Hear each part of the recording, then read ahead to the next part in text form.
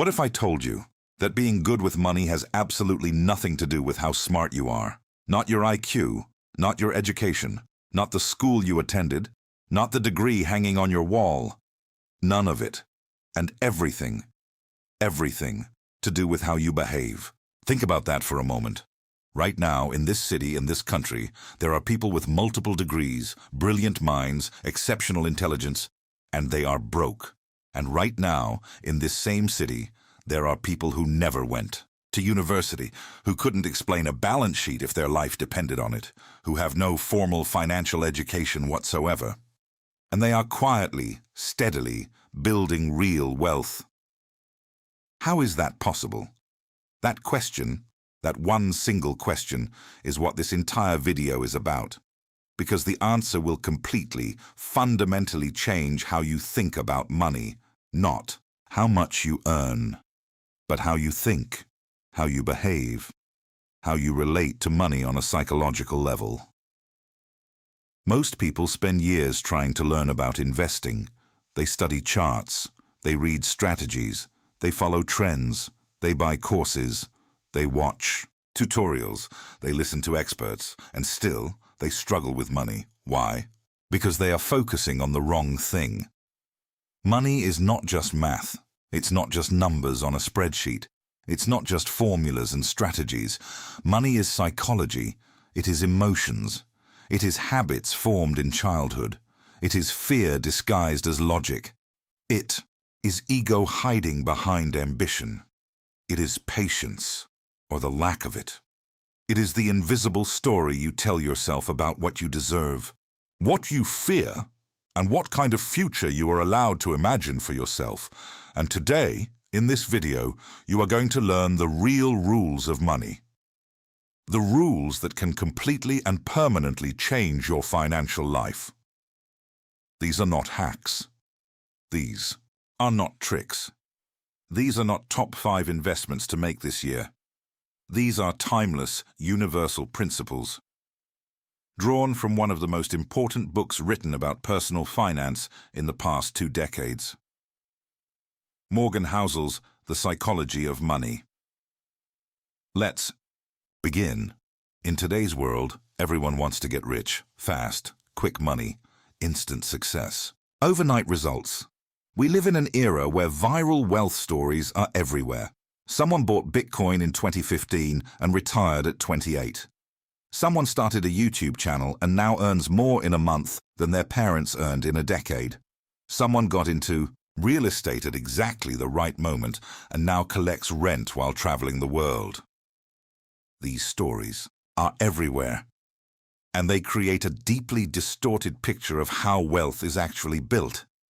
They make us believe that wealth should come fast, that if your financial progress is slow and steady, you are doing something wrong, that there must be a shortcut you are missing. But here is the truth that most people never want to hear. Those viral stories are exceptions. They are not the rule. For every person who made a fortune overnight in cryptocurrency, there are thousands who lost everything trying to do the same thing. For every viral success story, there are 10,000 quiet, boring stories of steady, patient, consistent wealth building that never make it onto social media. Because boring doesn't go viral. Patience doesn't get likes. Slow and steady doesn't create content. Real wealth is built slowly, quietly, and often invisibly. The person next to you, with the modest car and the modest apartment, might have a net worth that would genuinely shock you, and the person posting photos from a private jet and a 5-star hotel might have nothing in their bank account. This is what the psychology of money teaches us. Not how to get rich quickly, but how to think, how to behave, so that you can build wealth, real, lasting, freedom-giving wealth, and keep it. Morgan Housel is a former columnist for the Wall Street Journal and a partner at the Collaborative Fund. But what makes him different from most financial writers is that he doesn't just understand numbers. He understands people. He understands that the gap between knowing what you should do with money and actually doing it is not an intelligence gap. It is a psychology gap, and his book is the most honest, most human, most readable attempt to close that gap that I have ever encountered. So let's go through the most powerful lessons, one by one, in depth, with stories, examples, and real-world applications that will make these ideas permanent in your thinking. Lesson 1. No one is crazy. The first lesson is the foundation of everything, and it is this: no one is crazy. When it comes to money, every single person you will ever meet makes their financial decisions based on their own unique experiences, their own history, their own family, their own fears, their own victories, their own wounds, and from inside their own history, their decisions make complete sense, even when, from the outside, those decisions look completely irrational. Let me paint a picture for you. Imagine a woman named Nasreen. She grew up in a family that struggled financially during a period of severe economic instability in Bangladesh. She remembers her father coming home one day and telling the family that his savings, everything he had built over 20 years, had been wiped out. A bad investment, bad timing, bad luck. She was 12 years old. That experience carved itself into her nervous system. Today, Nasreen is 40 years old. She earns a good income. She has stability. She has no debt. But she refuses to invest in stocks or any instrument that carries risk. She keeps all her money in fixed deposits and cash. To a financial planner looking at her situation, this seems irrational. They know that inflation is eroding the real value of her cash savings every year. They know that even modest, diversified investments would significantly improve her long-term financial position. They want to shake her and say, "You are making a mistake." But here is what they don't fully understand. Nasreen is not making a mathematical decision. She is making an emotional decision. She is protecting herself against the most terrifying thing she has ever witnessed, and in her mind, that protection is worth far more than any potential investment gain. Her decision makes perfect sense, given her history. Now, imagine a different person. Call him Tahmid. He grew up in a family where money was always there. His father invested in property in the 1990s and became wealthy. His uncles talked about stock market gains at family dinners. Every story he heard about money as a child was a story of risk leading to reward. So Tahmid takes financial risks easily, not because he is smarter than Nasreen, not because he has done more research, but because his experience of the world told him that risk and reward go together. His relationship with financial risk is simply different, because his history is different. Neither of them is crazy. Both of them are responding completely rationally to the information that their life experience gave them. Now here is why this matters for you personally. When you judge your own financial decisions, understand where they come from. Ask yourself, am I making this decision based on current reality, or based on a fear or belief that was formed in my past? Are you afraid to invest because markets are genuinely risky right now? Or because a financial trauma from your past is making you see danger everywhere? Are you spending lavishly because you genuinely value experiences, or because growing up without money made you need to prove to yourself and others that you have arrived? Self-awareness is the first financial superpower. You cannot manage what you don't understand. And you cannot understand your financial behavior until you understand the history that created it. This is why the psychology of money begins here. Not with investment strategies, not with savings rates, with self-knowledge, with empathy, for yourself and for others. No one is crazy. Everyone is doing the best they can with the information and experiences they have. Understanding that is the beginning of wisdom about money. Lesson 2, luck and risk. Now let's talk about something deeply uncomfortable, something that successful people almost never want to talk about. Luck.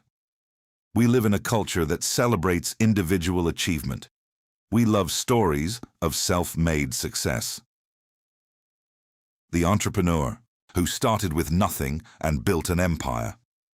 The investor who saw an opportunity no one else saw and made a fortune. The person who worked harder than everyone else and rose to the top. These stories are inspiring, and effort, skill, and intelligence absolutely matter. But they are only part of the story. The part we don't talk about, the part that makes people deeply uncomfortable, is luck.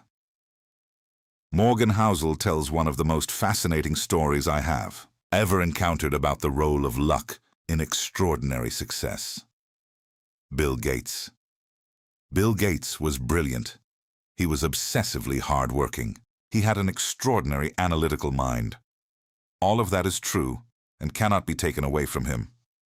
But here is something most people don't know. When Bill Gates was a teenager in Seattle in the late 1960s, he had access to a computer terminal at his school. This was extraordinary. In the late 1960s, most universities in the United States didn't have computer terminals. Most corporations didn't have them. Yet here was a teenager at a private high school who could sit down and program a computer. Gates later estimated that in his formative years, he may have gotten more hours of hands-on computer time than virtually any other person his age on the entire planet. That experience, that one extraordinary piece of luck about which school he happened to attend, gave him a 10-year head start on almost every other person who would eventually enter the technology industry. Now, Gates took that lucky break and ran with it. He worked obsessively. He made smart decisions.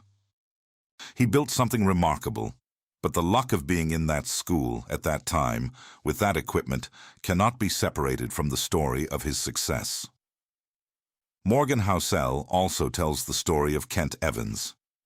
Kent Evans was Gates's best friend at that same school. He was equally talented, equally passionate about technology, equally positioned to take advantage of that lucky break. But Kent Evans died in a mountaineering accident as a teenager. One person got lucky twice, the lucky school and the lucky survival. One person got lucky once, then unlucky once. Neither outcome was fully in their control. Now, and this is crucial, this does not mean effort doesn't matter. It absolutely does, but it means that when we look at extraordinarily successful people and try to extract lessons from their stories, we need to be very careful about which lessons we extract. Because some of what made them successful cannot be replicated. Some of it was timing. Some of it was circumstance. Some of it was pure luck, and if you copy someone's strategy without the luck that made it work for them, you might be following a roadmap to nowhere. The same logic applies to failure. When someone fails financially, a business goes under, an investment collapses, a career stalls, we rush to explain it in terms of mistakes and poor decisions. Sometimes, that's true, but sometimes someone does everything right and still fails because risk is real, because bad luck is real, because circumstances outside anyone's control can overwhelm even the best decisions. So what do you do with this knowledge? First, cultivate humility about your own successes. If things have gone well for you, acknowledge that luck played a role alongside your effort and skill. This is not false modesty, it is accuracy. Second, cultivate compassion about others' failures. Before assuming someone failed because of stupidity or laziness, consider whether circumstances outside their control contributed to their outcome. Third, focus obsessively on what you can actually control. You cannot control the economic cycle you were born into. You cannot control the family you were born to. You cannot control global events, but you can control your savings rate. You can control your spending habits. You can control how long you stay in the game. You can control your behavior when markets crash and your emotions are screaming at you to panic. Focus on the controllable. Play the game long enough to give luck a chance to find you. because luck tends to reward the people who keep showing up. Lesson 3. Never enough. I want to tell you about a disease. It has no name in medicine. It doesn't appear in any diagnostic manual. But it has destroyed more wealthy lives, more successful careers, more promising financial futures than almost any other force in the world of money.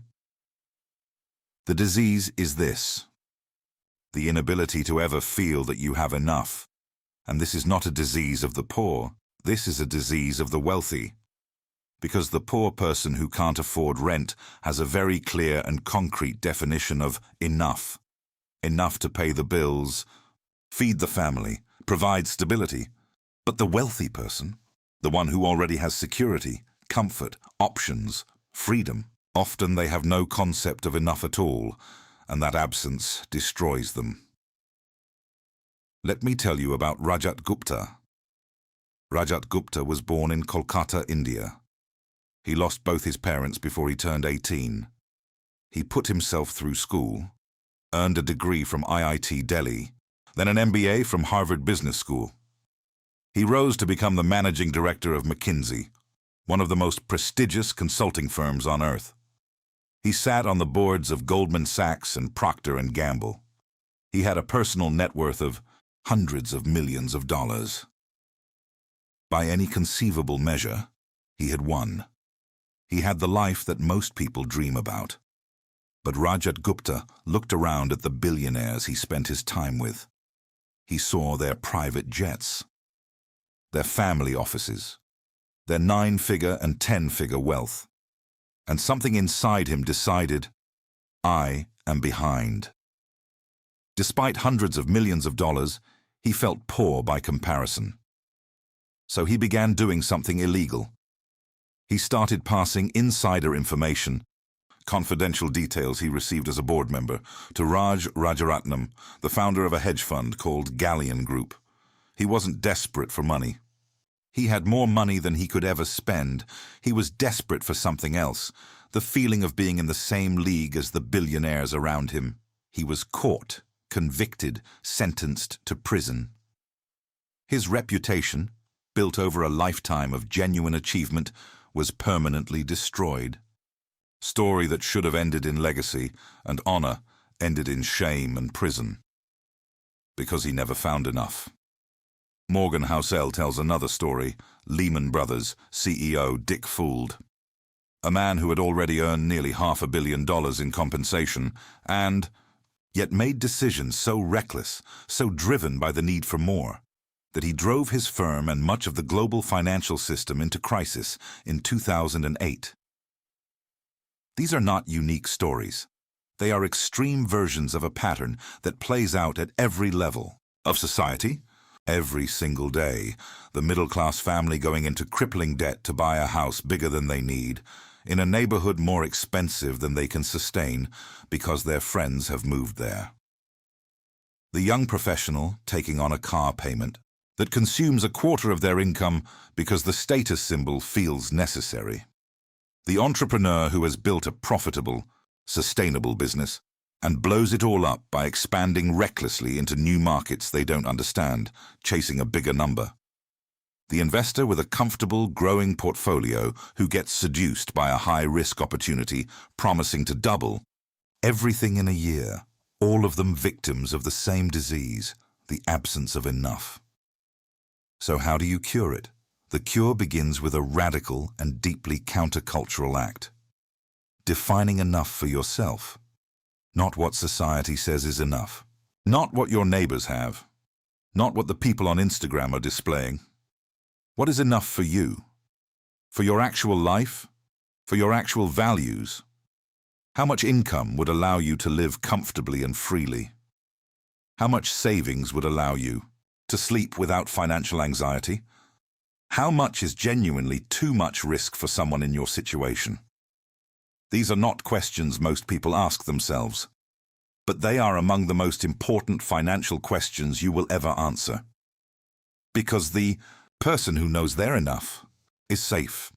They will not risk what they have and need for what they want but don't need. They will not make reckless decisions driven by comparison and ego. They will not spend their whole life climbing a ladder with no top. They will arrive somewhere, recognize it as enough, and enjoy it. That is not settling. That is winning. Lesson 4. The power of compounding. I want to take a few minutes to properly explain compounding. Not just what it is. Most people have a surface understanding, but why it is so psychologically difficult to take advantage of, and why doing so is the single most powerful financial decision you can make. Let's start with the basics. Compounding means your money earns a return, and then that return earns a return, and then that return on the return earns a return. It is growth on growth on growth, and it accelerates over time. In the early years, it is almost invisible, but over decades, it becomes almost magical. Here is the example that makes this most vivid. Take a standard sheet of paper. It is about 0.1 millimeters thick. Now fold it in half. It is now 0.2 millimeters thick. Fold it again. 0.4 millimeters. Again. 0.8 millimeters. This seems completely unremarkable. After 10 folds, the paper is about 10 centimeters thick. Still not impressive. After 20 folds, it is about 100 meters thick. Getting interesting. After 30 folds, it is over 100 kilometers thick. After 42 folds, it would reach the moon. After 45 folds, it would reach the moon and back. The paper doesn't get thicker linearly, it gets thicker exponentially. And the dramatic growth only happens at the end of the process, not at the beginning. Your money works exactly the same way. In the first 10 years of consistent investing, the growth looks modest. In the second decade, it becomes noticeable. In the third decade, it becomes remarkable. In the fourth and fifth decades, it becomes extraordinary. But here is the human problem. We don't live our financial lives on a spreadsheet. We live them with emotions, with impatience, with the need for immediate feedback and visible progress. When you invest for 5 years and the growth looks modest, your brain says, "Is this worth it?" When the market drops 20% in a single year, your brain says, "Is this safe?" When your colleague at work tells you about a hot investment that tripled in 6 months, your brain says, "Am I missing something?" These psychological forces, impatience, fear, FOMO, are the enemies of compounding. They cause people to interrupt the process, to sell at the wrong time, to change strategies unnecessarily, to chase short-term gains at the expense of long-term compounding, and every interruption costs dearly, not just the current loss, but all the future compounding that would have happened on that money. This is why Warren Buffett's story is so instructive. Warren Buffett has been investing since he was 10 years old. He is now in his 90s. That is over 80 years of compounding. Most investors, even excellent ones, have investment careers of perhaps 30 or 40 years. Buffett has had twice that. And because compounding is exponential, those extra decades don't just add some extra wealth at the end. They are responsible for the vast majority of his total wealth. There have been many investors in history who were better stock pickers than Buffett for specific periods. But none of them had his combination of skill and longevity. And longevity, not skill, is the dominant factor. Morgan Housel makes a point that I find extraordinarily powerful. The best investment strategy is not necessarily the one with the highest returns in good years. It is the one that allows you to stay in the game through the bad years. Because the math only works if you don't interrupt it. Strategy that earns 12% per year but causes you to panic and sell during every market downturn is worth far less than a strategy that earns 9% per year and allows you to sleep at night and stay the course through everything. Survival is the prerequisite for compounding. You cannot compound if you are out of the game. So the first question to ask about any financial decision is not, what is the potential upside? It is, if this goes wrong, will it force me out of the game? If the answer is yes, if a bad outcome would be catastrophic, then the risk is too high, regardless of the potential reward. Protect your ability to stay in the game. Let compounding do the rest. That is the lesson. Lesson 5. Getting rich versus staying rich. I want you to think about someone who is very good at selling. They are persuasive, charming, confident. They can walk into any room and walk out with a signed contract. These skills made them incredibly successful in sales. Now imagine you make that same person the head of your company's accounting department. Their charm and persuasiveness mean nothing there. In fact, their personality might work against them.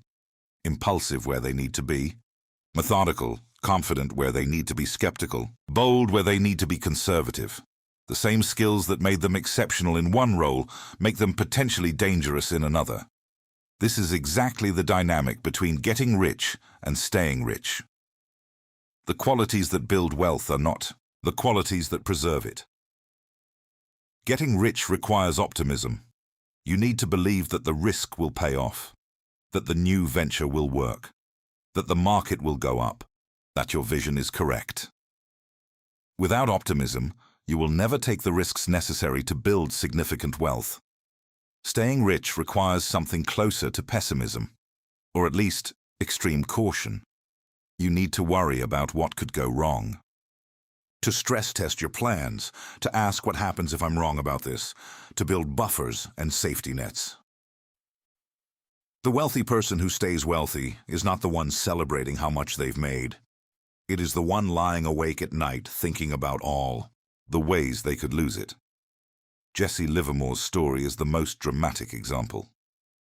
In 1929, as the greatest financial crash in American history unfolded, Livermore made a trade that will go down in history as one of the most audacious and successful ever executed. He had bet against the market, what traders call going short, and as the market collapsed, his position made money. In a single day, he made what would today be equivalent to several $billion. He was, briefly, one of the wealthiest private individuals in the United States. He was also celebrated, envied, admired. The same qualities that made that trade possible, extraordinary boldness, supreme confidence in his own judgment, willingness to make enormous, concentrated bets, continued to define his behavior after that success. He kept making enormous bets. Some worked. Many didn't. Within a few years, he had lost everything. He died by suicide in 1940, having spent his final years in financial ruin. This is not just a historical curiosity. This pattern plays out constantly in the modern world. We have seen it with lottery winners who spend everything within 5 years, with professional athletes who earn tens of millions and retire broke, with technology entrepreneurs who built billion-dollar companies and then lost it all through a single catastrophic decision.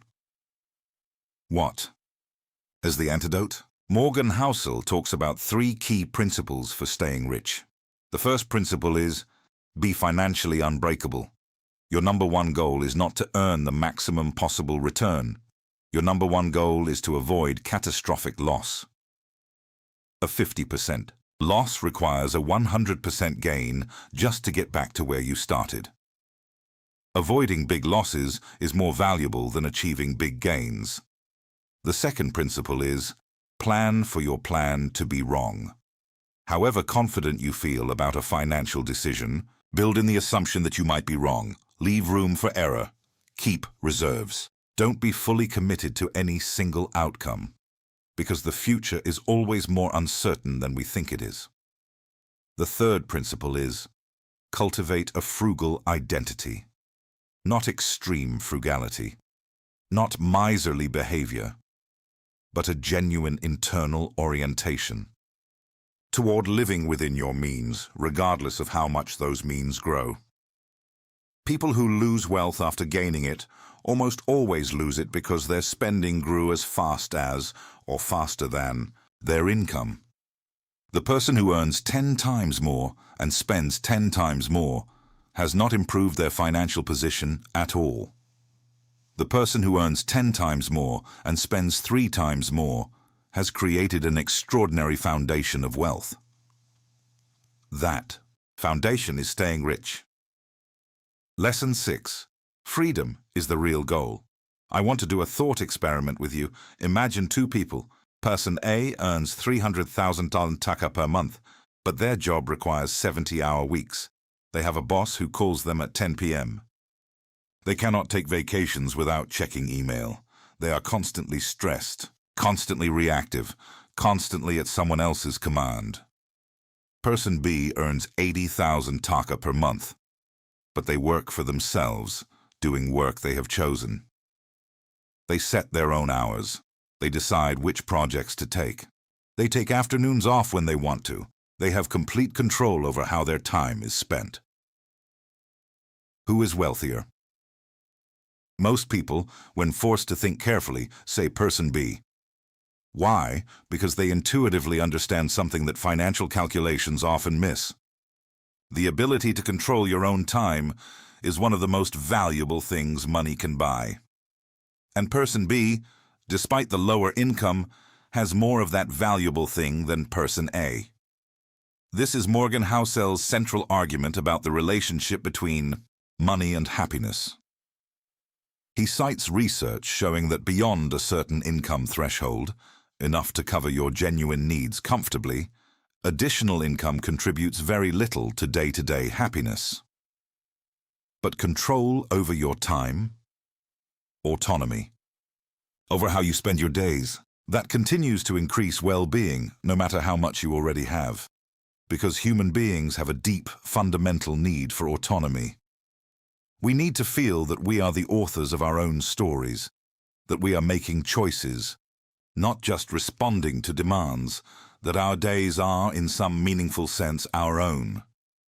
When that feeling is absent, no amount of luxury compensates.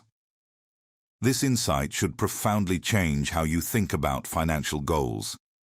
Instead of asking, how do I earn more? Ask, how do I buy more freedom with what I earn? Instead of asking, what is the highest salary available? Ask, what is the salary that gives me the most control over my time? These are different questions, and they lead to very different financial decisions. For many people, the highest paying job is not the best financial decision when freedom is included in the calculation.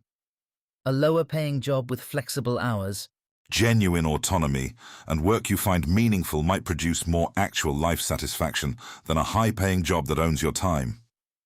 This doesn't mean money doesn't matter. Of course it matters. More money generally means more options, more security, more freedom from financial anxiety. But beyond a certain point, the marginal value of additional income is much lower than we assume, and the marginal value of additional freedom is much higher. So as you build your financial life, keep coming back to this question, not just, am I earning more, but, am I buying more freedom? Because freedom, the ability to wake up each morning and make meaningful choices about how you spend your finite, irreplaceable time on this planet, is the real product. Money is just the currency you use to buy it. Lesson 7. Wealth is hidden in plain sight. There is a fundamental confusion that most people carry about what wealth looks like. We have been trained by movies, by advertising, by social media to associate wealth with visible consumption. The expensive car, the luxury watch, the designer clothes, the large house in the prestigious neighborhood.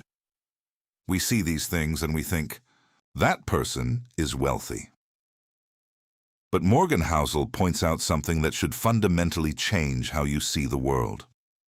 Those visible symbols of wealth are not wealth.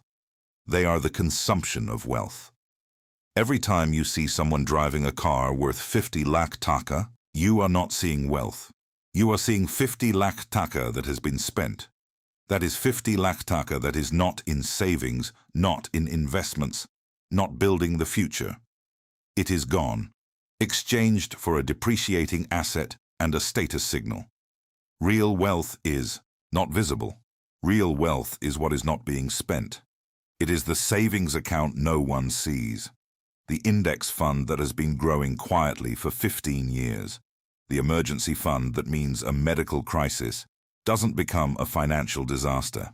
The absence of a car payment, a credit card balance, a mortgage payment that consumes half the income.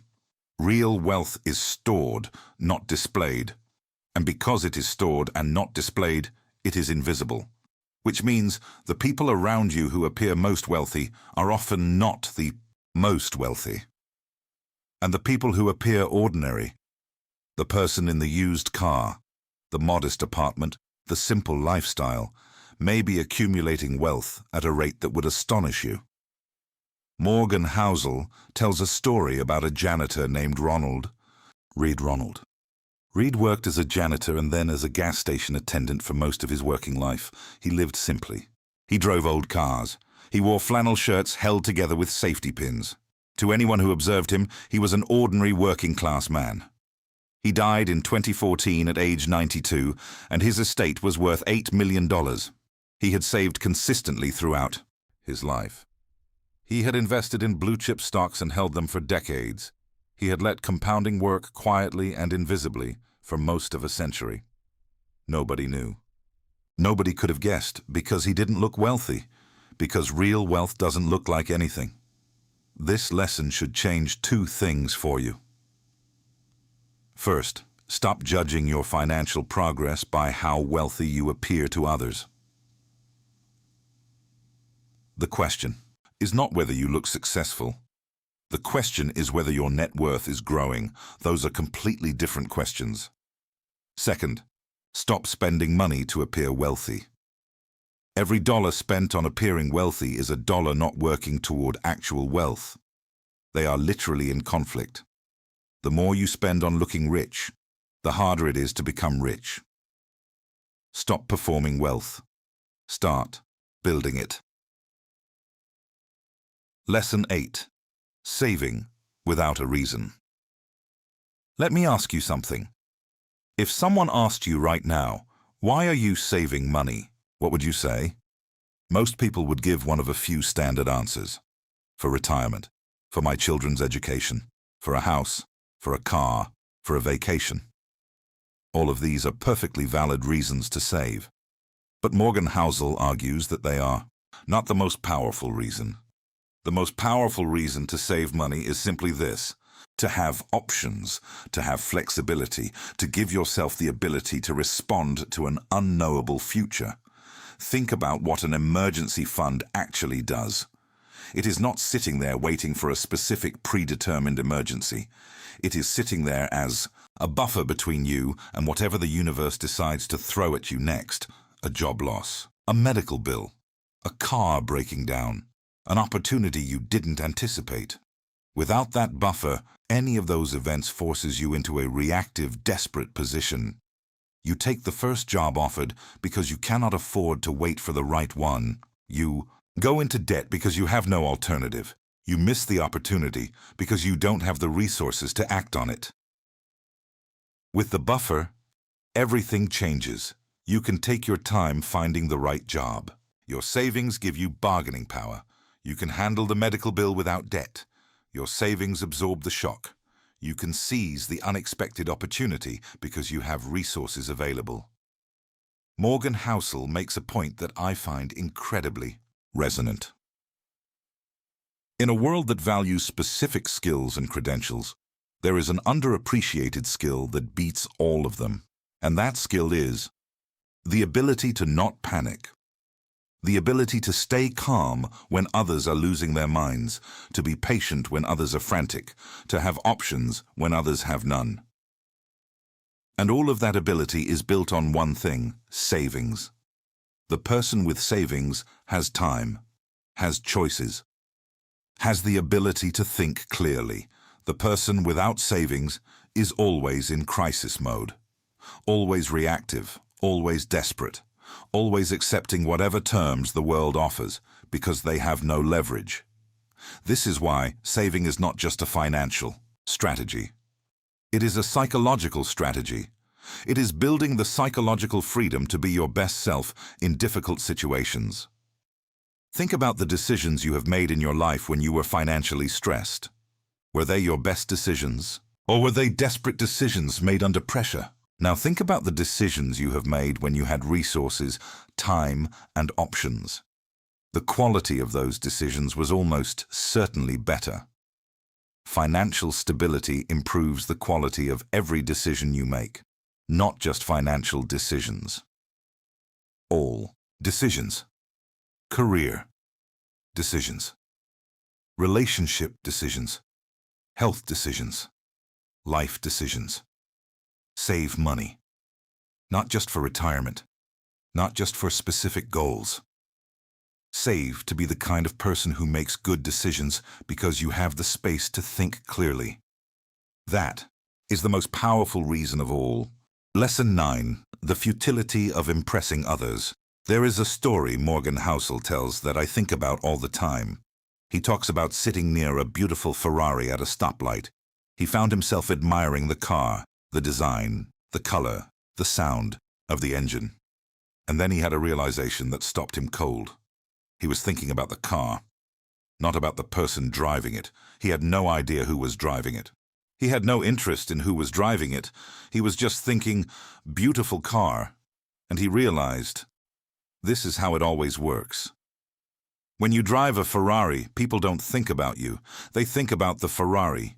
They project onto it their own desire. For a Ferrari, their own fantasies about speed and status and success. You, the person sitting inside it, are essentially invisible. We spend money on status symbols thinking they will make us the object of admiration, but they make the object of admiration. The person becomes incidental. This is not just about cars. It is about every form of conspicuous spending, the designer handbag, the expensive watch, the luxury vacation posted on social media. When others see these things, they don't think, what an impressive person. They think, I want that, or I wonder if they're really that rich. Or, why are they showing off? In almost no case do they think what you were hoping they would think. True admiration, genuine respect, real envy of a good kind. These things come from character, from kindness, from competence, from integrity, from the way you treat people, from what you have built, not what you have bought, from who you are, not what you own. And here is the cruel irony. The resources you spend trying to earn admiration through possessions are the resources that, if saved and invested, would build the actual wealth that eventually earns genuine respect. You trade real wealth for the performance of wealth, and the performance never lands the way you imagine it will. So ask yourself, what financial decisions am I making for myself, and what am I making for an imagined audience? That is an uncomfortable question. Take your time with it, because every dollar redirected from performance to actual wealth building is a powerful vote for your future freedom. Lesson 10. Room for error. The concept of room for error is borrowed from engineering, but it may be the most important concept in personal finance. When engineers design structures, bridges, buildings, aircraft, they never build to exactly the predicted maximum load. They build to handle 2, 3, sometimes 5 times the predicted maximum. This safety margin exists for one reason, because predictions are wrong. Even the best engineers, with the best equipment and the most accurate models, make predictions that turn out to be imperfect. Unexpected stresses occur. Materials behave differently than predicted. Environmental conditions fall outside the range anyone anticipated. The safety margin is the acknowledgement that the future will not unfold exactly as planned, and in engineering, the cost of being wrong is catastrophic. So you build in margin. Your financial life requires exactly the same logic. The future will not unfold the way you predict. Markets will not behave the way your plan assumed. Your income will not grow at the rate you projected. Your expenses will not stay as low as you planned. Unexpected things will happen. They always do. Not because you were careless or stupid, but because the future is genuinely unpredictable. In 2019, nobody had global pandemic on their financial planning worksheet. In 2007, Very few people had complete financial system collapse in their models. In 2001, almost nobody was planning for major terrorist attack followed by decade-long war. The events that reshape financial reality are almost always the ones nobody predicted. That is precisely what makes them so disruptive. So what does room for error look like in practice? It looks like an emergency fund of 3 to 6 months of living expenses. It looks like not investing money in volatile assets that you might need within the next 2 years. It looks like not taking on debt that requires everything to go right in order to service it. It looks like a portfolio that doesn't depend on any single asset, company, or outcome. It looks like a lifestyle that costs significantly less than your income, so that a temporary income reduction doesn't mean disaster. These things might feel unnecessarily conservative, and in the short term, you might watch others take bigger risks and make bigger gains. But over a long life, the person with room for error is the one who gets to play the whole game.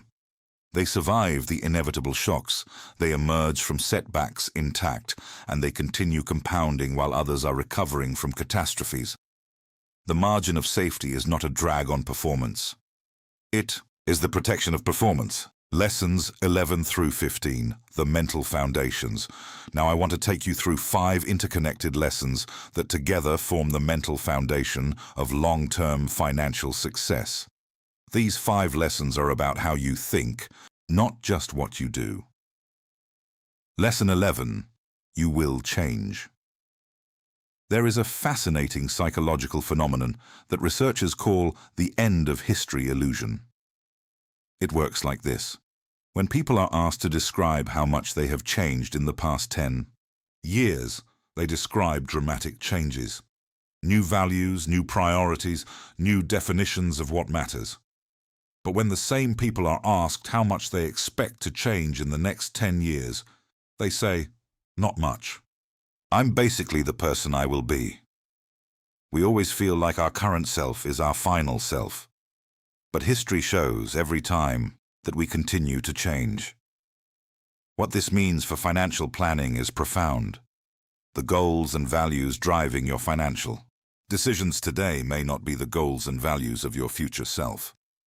The 25-year-old who wants to retire by 40 might, by age 38, discover that meaningful work is more important to them than leisure time. The person who was certain they wanted to live in a big city might, at 45, want nothing more than a small house in the countryside. If you have locked yourself into rigid financial structures built around your current preferences, you will pay a heavy price for who you become.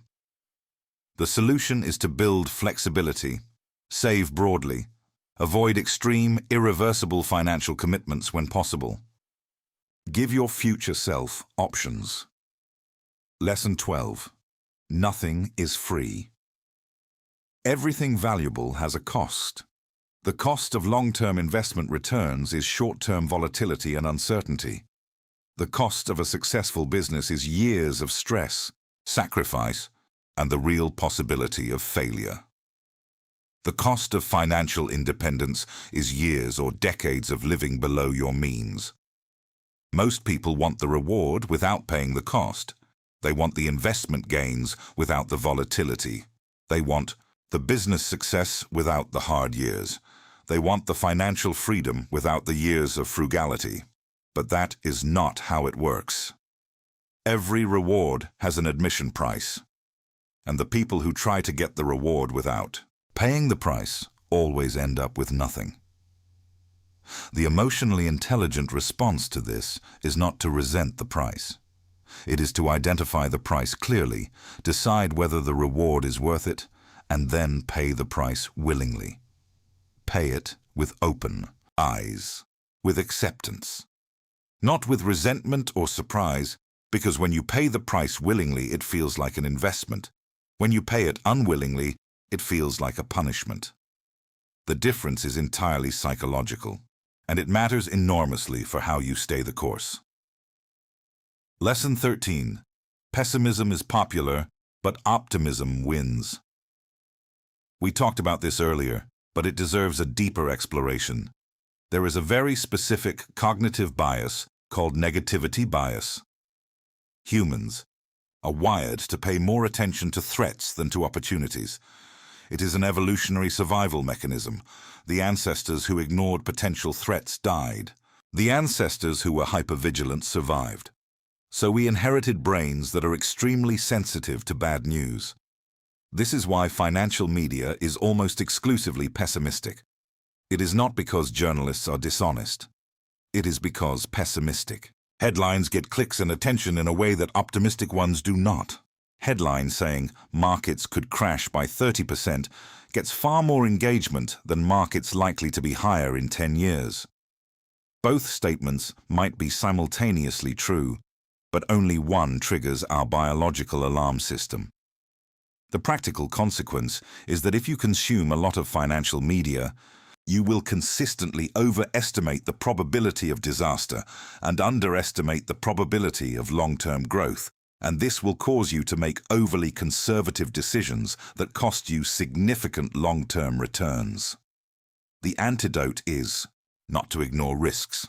It is to consciously calibrate your risk perception by looking at long-term historical data. Every major crisis in history felt, in the moment, like potential permanent collapse. None of them were. Recovery always came. Sometimes quickly, sometimes slowly, but always eventually.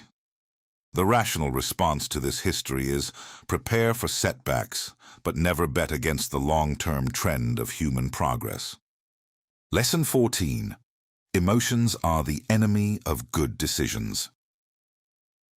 Daniel Kahneman, the Nobel Prize-winning psychologist, spent decades studying how humans make decisions. His conclusion, broadly stated, is that human decision-making is far more emotional than rational, far more influenced by immediate circumstances than by careful analysis. In financial contexts, this has devastating consequences. The research consistently shows that individual investors underperform the funds they invest in. How is this possible? How can you earn less than the fund you're invested in? Because of behavior. Investors buy funds after they have already gone up, driven by greed and FOMO. Then they sell funds after they go down, driven by fear and panic. The fund's long-term return might be 8% per year, but the average investor in that fund earns maybe 5 or 6% because they are constantly buying high and selling low, driven by emotional reactions to short-term fluctuations. The solution is not to try to stop feeling emotions. That is impossible. The solution is to design your financial system so that emotions have less power over outcomes. Automate your savings and investments. Then you don't have to feel motivated every month. It happens automatically. Create rules in advance about when you will and won't sell. Then in a market panic, you are following a rule, not making a decision. Limit how often you check your portfolio. The more often you look, the more opportunities your emotions have to intervene.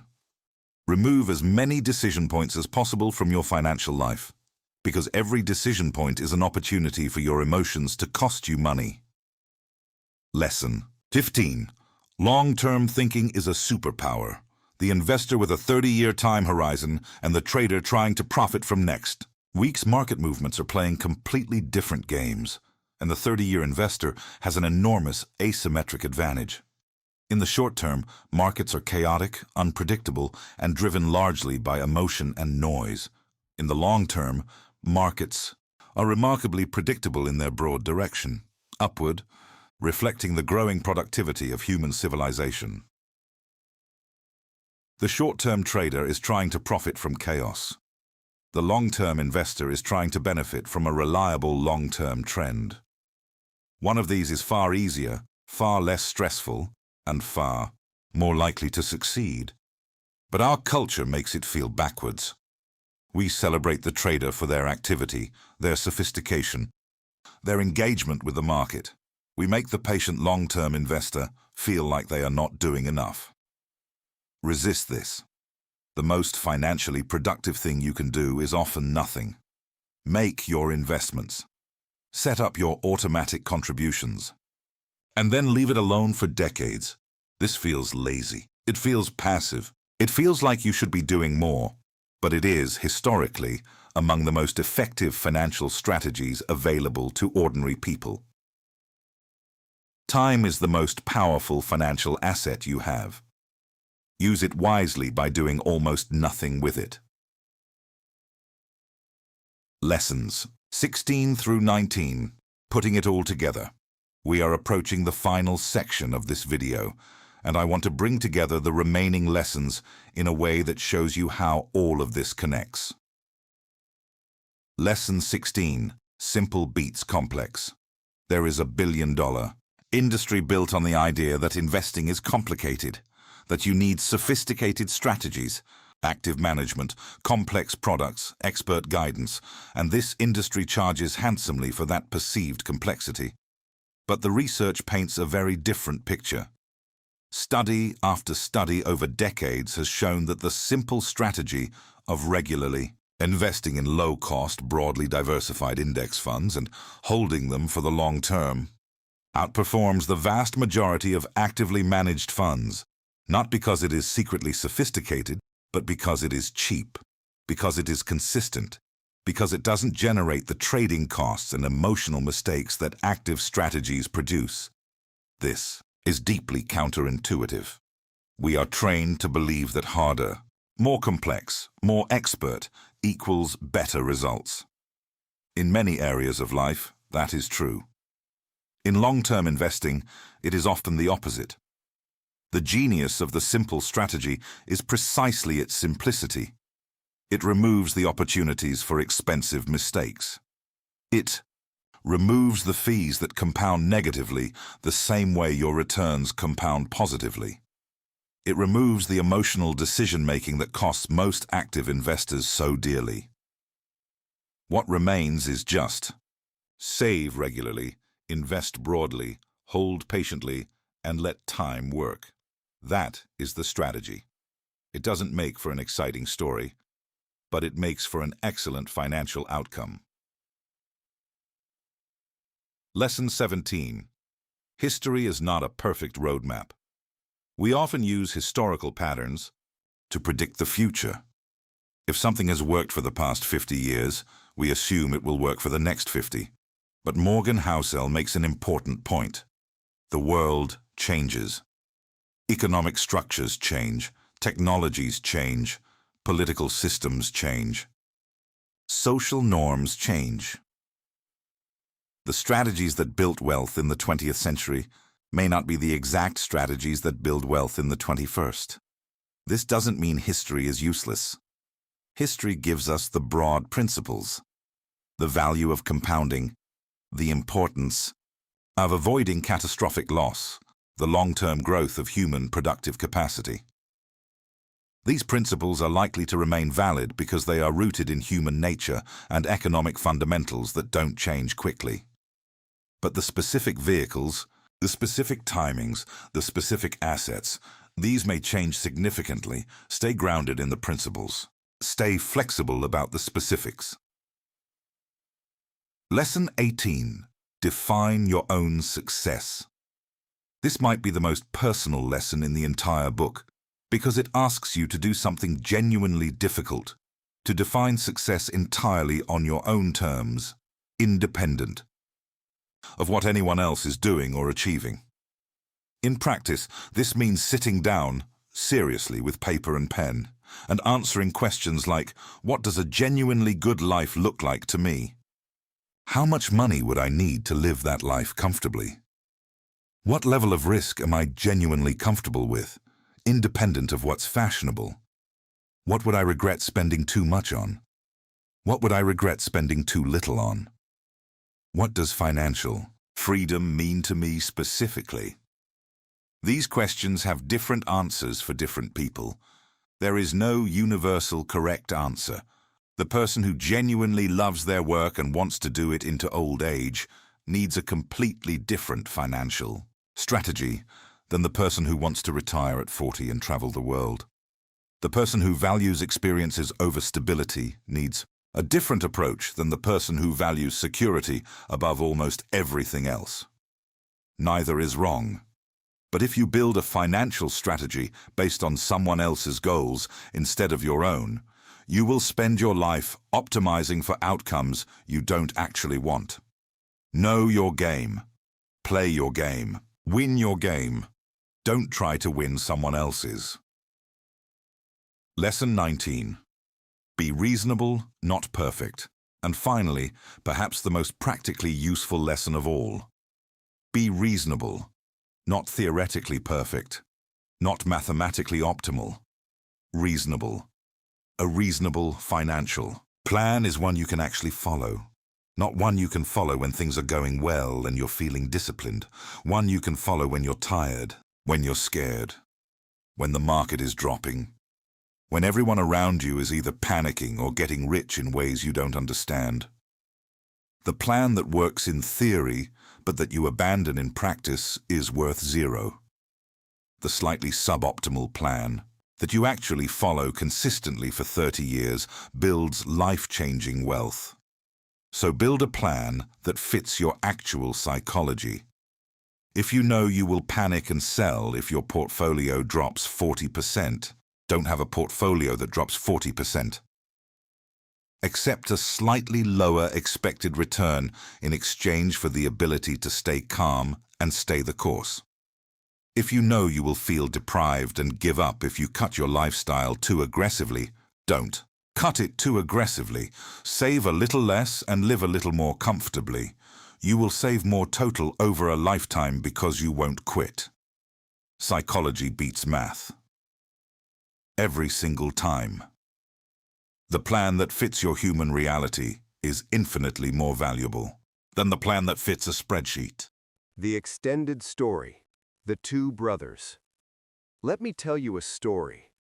A story about two brothers who grew up in the same house, in the same city, with the same opportunities. Let's call them Riyadh and Farhan. They grew up in a middle-class family in Dhaka. Their parents worked hard, they valued education, they wanted their sons to build better lives. Both sons were intelligent, both worked hard, both got good jobs.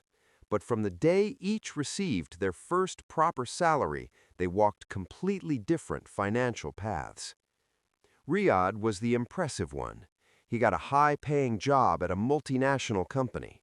Within a year, he had a new apartment in Gulshan, a brand new car, the latest phone, regular dinners at expensive restaurants, vacations posted on Instagram. At family gatherings, everyone talked about Riyadh. He was the success story, the one who had made it. Every time someone from the extended family needed financial advice, they asked Riyadh, not because he was wise about money, but because he looked wealthy. Inside, Riyadh loved the admiration, and he kept spending to maintain it. He told himself he would start saving later, after the next raise, after settling into the apartment, after the car was paid off. But later never came, because every raise just brought a new level of spending to maintain. Farhan was different. He worked at a smaller company. His salary was decent, but not spectacular. He lived in a modest apartment in Mirpur. He drove a second-hand car he had paid for in cash. He never posted about his finances on social media. Nobody at family gatherings talked about Farhan's success because from the outside it wasn't visible. But every month, without exception, Farhan saved 30% of his income. He put it in a diversified portfolio of stocks and bonds. He never touched it, never checked it anxiously, never tried to time the market. He just kept adding to it, month after month, year after year. 5 years passed. Riyadh was still impressive, still admired, still spending. His net savings nearly zero. Everything he earned had been recycled into lifestyle. Farhan's portfolio was growing steadily, not dramatically, but reliably. 10 years passed. A global economic downturn hit. Riyadh's company downsized. His salary was cut. He couldn't make the car payment and the apartment rent simultaneously. He had no savings buffer. He had no emergency fund. Within 6 months, he had moved to a smaller apartment. The car was returned. The Instagram posts stopped. He had to start over at 36 without the financial cushion that should have been building for a decade. Farhan was also affected by the downturn. His portfolio dropped in value by 25%, but he had an emergency fund. He had no debts. His expenses were modest enough that he could survive on a reduced income for years if necessary. He didn't touch his portfolio. He actually increased his contributions, buying more shares at lower prices. 20 years passed. Riyadh had rebuilt himself. He was back to a comfortable income, but the decade he had lost to financial fragility had cost him enormously in compounding. Farhan was free. At 47, his portfolio was large enough to generate passive income exceeding his expenses. He didn't retire. He loved his work, but he could. He had choices Riyadh was still working toward. He had time freedom, security, and options that money in the bank gives you, but money in a lease and a mortgage takes away. At family gatherings now, people did talk about Farhan, not because of what he drove or where he lived, but because of what he had built, quietly and patiently over 2 decades of consistent behavior. This story is not meant to shame Riyadh.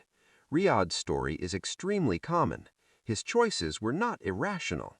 He made decisions that made perfect sense given his psychology, his environment, and the signals our culture sends about what success looks like. But Farhan's story shows what is possible when you understand the real rules of money. When you stop trying to look wealthy and start trying to be free. When you stop optimizing for the admiration of others and start optimizing for the life you actually want. When you play the long game, quietly and patiently, and let time do the work. That is the lesson. That is the whole lesson. So let's bring everything together one final time. 19 lessons, all of them pointing toward the same fundamental insight. Money is not about intelligence, it is about behavior. No one is crazy. Understand the history behind financial behavior, including your own. Luck and risk are real. Stay humble about success and compassionate about failure. Define your enough. Without it, no amount of wealth will ever feel like enough. Let compounding work. Start early, stay patient, and never interrupt the process unnecessarily. Getting rich and staying rich are different. Apply boldness to building, caution to preserving. Freedom is the real prize. Optimize for control over your time, not just accumulation of money. Wealth is invisible. Real wealth is stored, not spent or displayed. Save without a specific reason. Save to give yourself options in an unpredictable future. Stop performing wealth. Spend for genuine joy, not for an imaginary audience.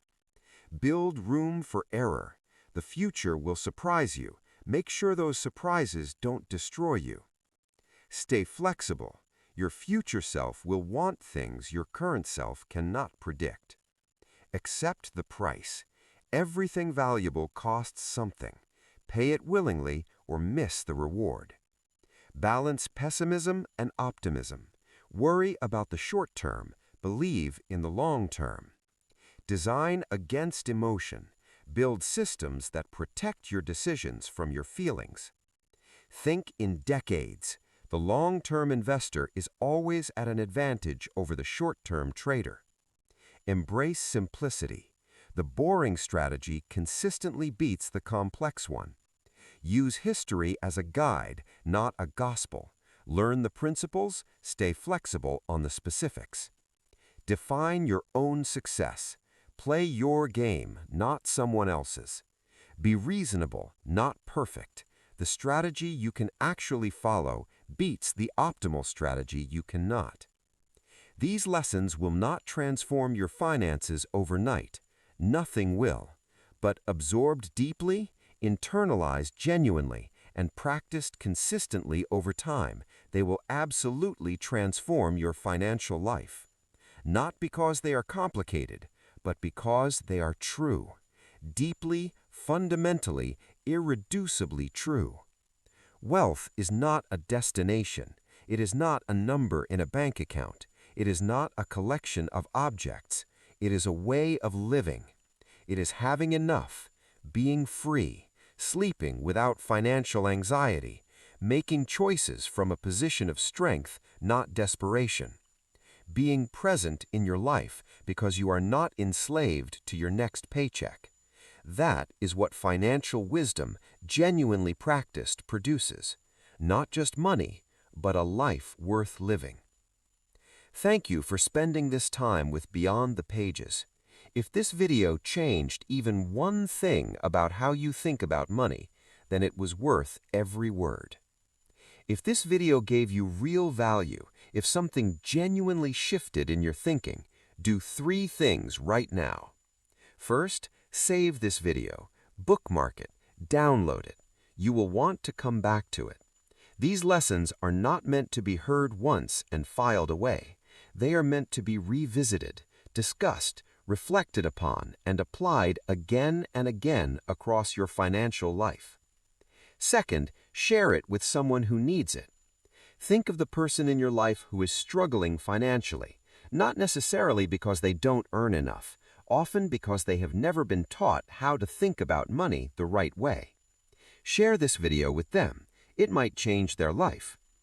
Third, subscribe to Beyond the Pages, because this is what we do here every week. We take the most important, most transformative books ever written, and we don't just summarize them. We go beyond the pages. We extract the deepest lessons.